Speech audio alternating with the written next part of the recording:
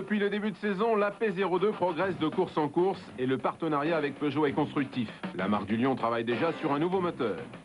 Dimanche dernier, dans les rues de la Principauté, Alain Prost portait de gros espoirs pour ses deux pilotes, Olivier Panis et Jarno Trulli. Mais la course monégasque, unique en son genre, se transforme bien souvent en loterie dont chacun espère tirer bénéfice. Il y a eu une moyenne de 6 ou 7 voitures à l'arrivée depuis les 3 premiers Grands Prix. On ne voit pas tellement pourquoi il y en aurait plus ici, donc on va essayer de mettre les deux à l'arrivée. Parti en fond de grille, Olivier Panis, victorieux il y a 3 ans en Principauté, n'a pas eu la chance de parvenir au terme du Grand Prix, problème technique. Quand j'ai descendu les vitesses, j'ai tiré tout droit à Seine-des-Ventes et le moteur a calé. Donc je ne sais pas ce qui s'est passé, on va analyser, on verra ça ce soir. Jarno Trulli, auteur d'une belle course toujours en bagarre avec Fisichella, aurait dû terminer 5e. Mais victime d'un tête-à-queue, l'Italien finit à la plus mauvaise place, la 7e, à la porte des points.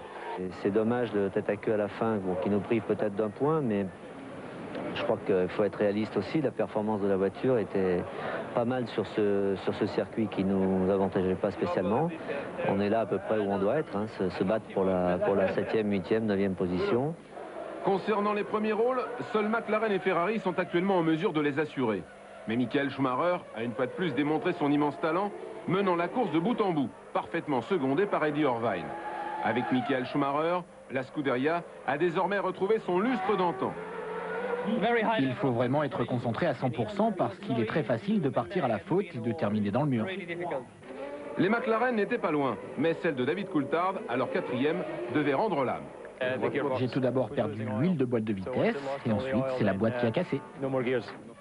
Flirter entre les rails demande une concentration de tous les instants. Alors deuxième, Mika Häkkinen, au volant d'une monoplace moins performante qu'à l'accoutumée, est parti à la faute, offrant du même coup le doublé à la Scuderia Ferrari. Je n'ai pas fait un tête-à-queue complet et vu la situation, je ne pouvais que tirer tout droit à Mirabeau. C'est là en tout cas que j'ai perdu la 2e place. Une fois de plus, l'équipe de Jean Todt a démontré des capacités exceptionnelles pour gérer la stratégie. Le cerveau, c'est lui, Ross Brawn. Je suis vraiment satisfait de ce résultat, d'autant que sur ce circuit, il est facile de commettre une erreur. La pression est très forte sur les épaules de tout le monde, mais ça a bien marché. C'est super. En terminant 2e, Eddie Irvine permet à la Scuderia de prendre le large au championnat. C'est un circuit fantastique. Chaque année, je reviens et je prends de plus en plus de plaisir.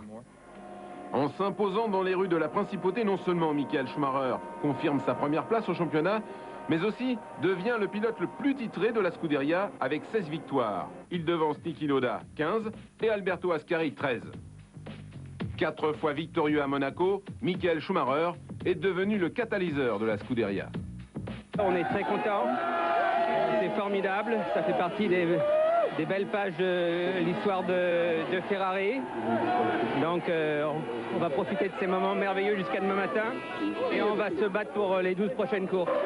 Dernière nouvelle, l'écurie Bar a décidé de rompre son contrat avec Flavio Briatore concernant la fourniture de moteurs dès l'an 2000, délaissant le V10 Supertech, ex-Renault, pour un Honda. De son côté, Mugen Honda a prolongé son contrat de 2 ans avec l'écurie Jordan.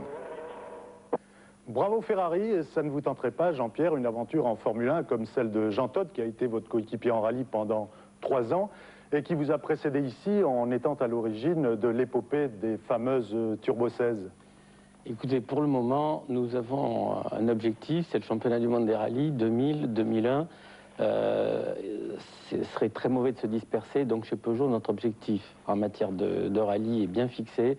Moi, je suis un passionné de rallye, je suis un homme de rallye depuis 30 ans. Je vis à fond pour ça et je ne veux pas en démordre.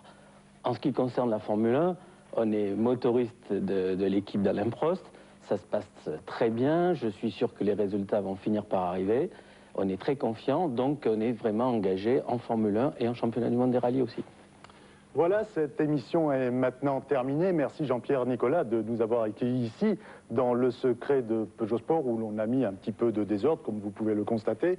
On se quitte maintenant avec d'autres images de Monaco, insolites celle-là, en compagnie de Marc Minary. Au revoir et bon dimanche sur TF1. Ça, c'est après le triomphe, mais avant la symphonie en rouge, c'était une autre chanson.